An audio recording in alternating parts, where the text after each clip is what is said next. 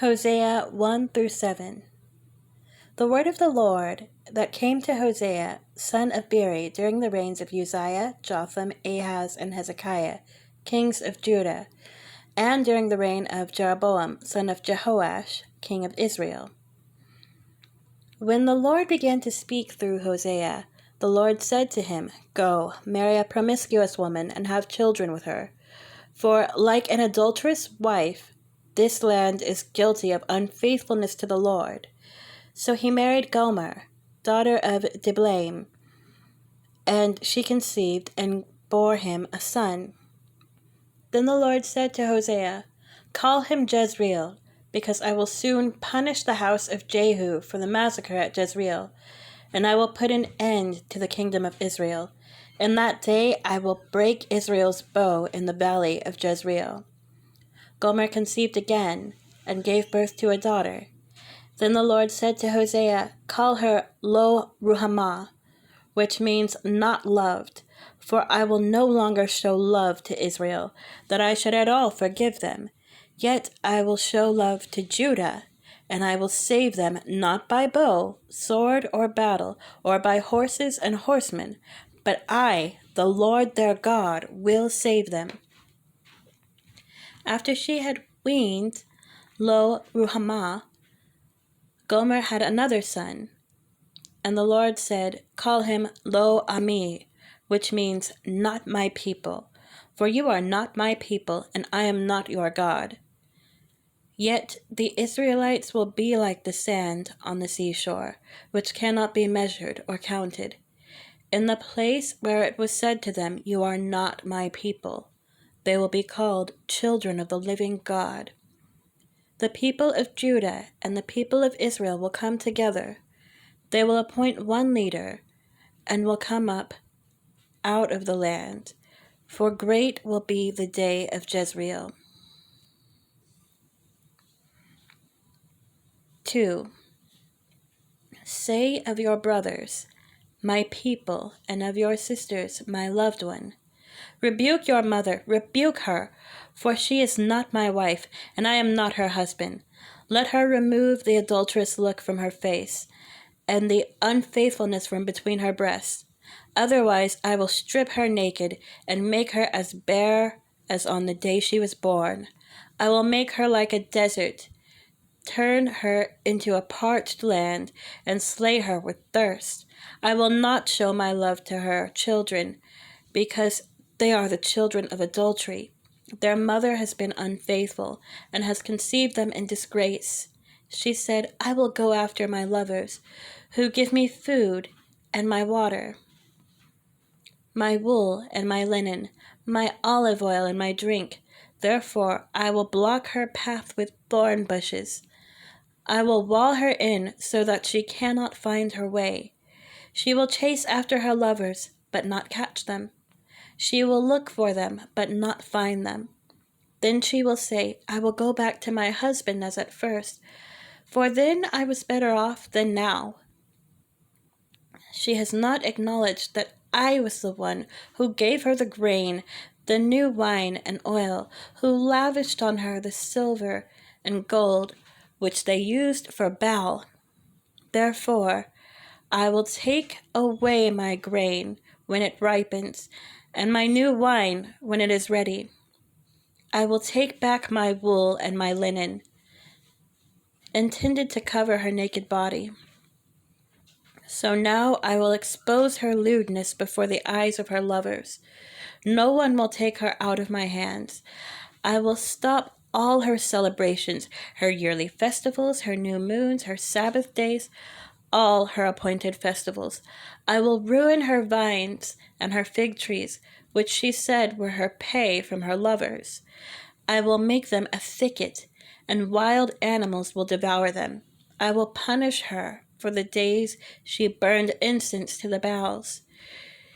She decked herself with rings and jewelry and went after her lovers, but me she forgot, declares the Lord. Therefore I am now going to allure her. I will lead her into the wilderness and speak tenderly to her. There I will give her back her vineyards, and will make the valley of Achor, a door of hope. There she will respond as in the days of her youth, as in the day she came up out of Egypt. In that day, declares the Lord, you will call me my husband. You will no longer call me my master. I will remove the names of the Baals from her lips. No longer will the names be invoked. In that day, I will make a covenant for them with the beasts of the field, the birds in the sky, and the creatures that move along the ground. Bow and sword and battle I will abolish from the land, so that all may lie down in safety. I will betroth you to me forever. I will betroth you in righteousness and justice, in love and compassion. I will betroth you in faithfulness, and you will acknowledge the Lord. In that day I will respond, declares the Lord. I will respond to the skies, and they will respond to the earth, and the earth will respond to the ground and to the grain, the new wine and the olive oil, and they will respond to Jezreel. I will plant her for myself in the land. I will show my love to the one I called not my loved one. I will say to those called not my people, you are my people, and they will say, you are my God. 3. The Lord said to me, go, show your love to your wife again, though she is loved by another man and is an adulteress. Love her as the Lord loves the Israelites, though they turn to other gods and love the sacred raisin cakes. So I bought her for 15 shekels of silver, and about a homer, and a lethek of barley. Then I told her, you are to live with me many days. You must not be a prostitute or be intimate with any man, and I will behave the same way toward you. For the Israelites will live many days without king or prince, without sacrifice or sacred stones, without ephod or household gods. Afterward, the Israelites will return and seek the Lord their God and David their king. They will come trembling to the Lord and to his blessings in the last days. 4. Hear the word of the Lord, you Israelites. Because the Lord has a charge to bring against you who live in the land. There is no faithfulness, no love, no acknowledgement of God in the land. There is only cursing, lying, and murder, stealing, and adultery. They break all bounds, and bloodshed follows bloodshed. Because of this, the land dries up, and all who live in it waste away. The beasts of the field, the birds in the sky, and the fish in the sea are swept away. But let no one bring a charge, let no one accuse another, for your people are like those who bring charges against a priest. You stumble day and night, and the prophets stumble with you, so I will destroy your mother. My people are destroyed from lack of knowledge. Because you have rejected knowledge, I also reject you as my priests. Because you have ignored the law of your God, I also will ignore your children. The more priests there were, the more they sinned against me. They exchanged their glorious God for something disgraceful. They feed on the sins of my people and relish their wickedness. And it will be, like people, like priests, I will punish both of them for their ways and repay them for their deeds. They will eat but not have enough. They will engage in prostitution but not flourish, because they have deserted the Lord to give themselves to prostitution. Old wine and new wine take away their understanding. My people consult a wooden idol, and a diviner's rod speaks to them. A spirit of prostitution leads them astray. They are unfaithful to their God. They sacrifice on the mountaintops and burn offerings on the hills, under oak, poplar, and terebinth, where the shade is pleasant. Therefore your daughters turn to prostitution, and your daughters-in-law to adultery. I will not punish your daughters when they turn to prostitution, nor your daughters-in-law when they commit adultery, because the men themselves consort with harlots and sacrifice with shrine prostitution. A people without understanding will come to ruin. Though you, Israel, commit adultery, do not let Judah become guilty. Do not go to Gilgal. Do not go up to Bethaven.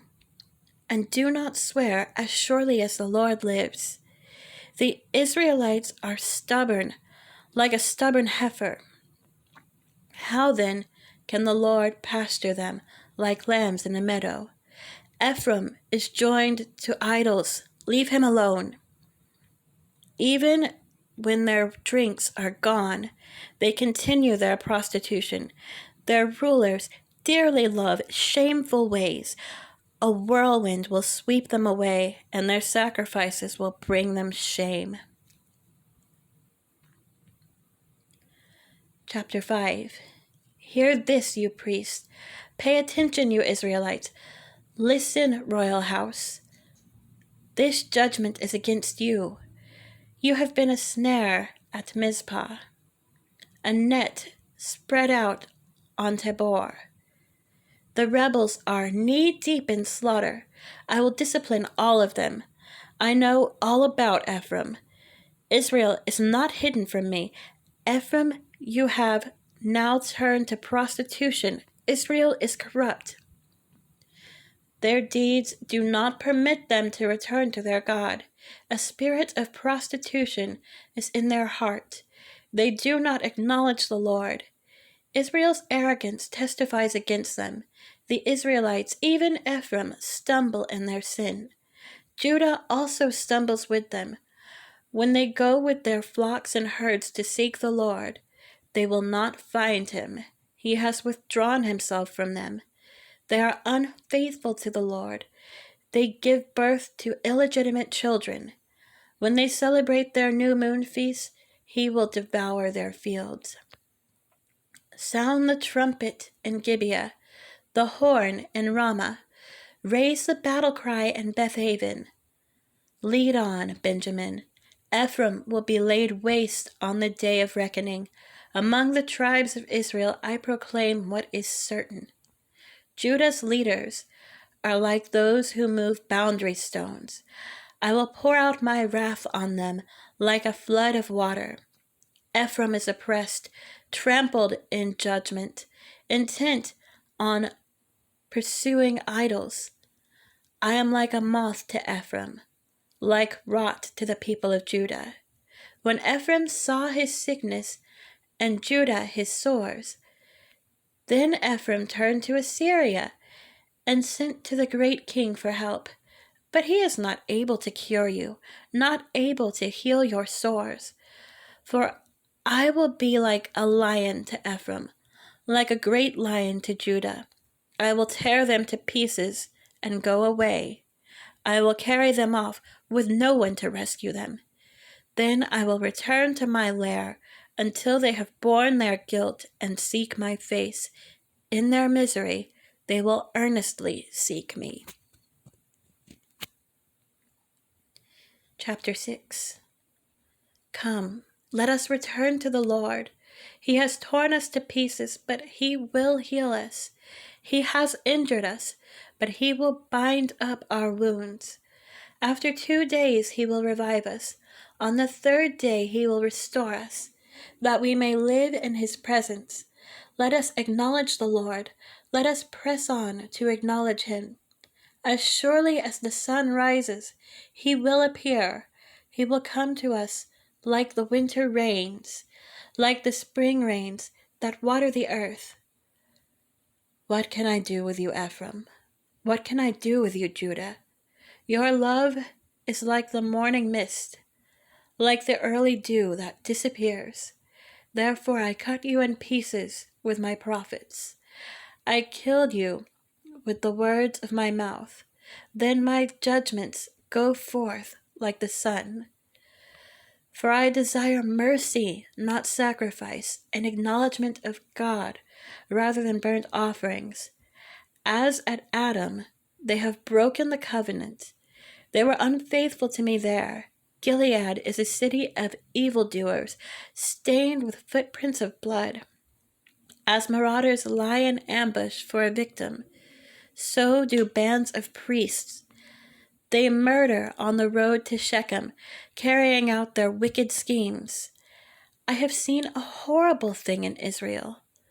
There Ephraim is given to prostitution, Israel is defiled. Also, for you, Judah, a harvest is appointed. Whenever I would restore the fortunes of my people. 7. Whenever I would heal Israel, the sins of Ephraim are exposed and the crimes of Samaria revealed. They practice deceit. Thieves break into houses, bandits rob in the streets, but they do not realize that I remember all their evil deeds. Their sins engulf them. They are always before me. They delight the king with their wickedness, the princes with their lies. They are all adulterers, burning like an oven, whose fire the baker need not stir from the kneading of the dough till it rises. On the day of the festival of our king, the princes become inflamed with wine, and he joins hands with the mockers. Their hearts are like an oven. They approach him with intrigue. Their passion smolders all night. In the morning it blazes like a flaming fire. All of them are hot as an oven. They devour their rulers. All their kings fall, and none of them calls on me. Ephraim mixes with nations. Ephraim is a flat loaf not turned over. Foreigners sap his strength, but he does not realize it. His hair is sprinkled with gray, but he does not notice. Israel's arrogance testifies against him, but despite all this, he does not return to the Lord his God or search for him. Ephraim is like a dove, easily deceived and senseless, now calling to Egypt, now turning to Assyria. When they go, I will throw my net over them. I will pull them down like the birds in the sky. When I hear them flocking together, I will catch them. Woe to them, because they have strayed from me. Destruction to them, because they have rebelled against me. I long to redeem them, but they speak about me falsely. They do not cry out to me from their hearts, but wail on their beds. They slash themselves, appealing to their gods for grain, for new wine, but they turn away from me. I train them and strengthen their arms, but they plot evil against me. They do not turn to the Most High. They are like a faulty bow.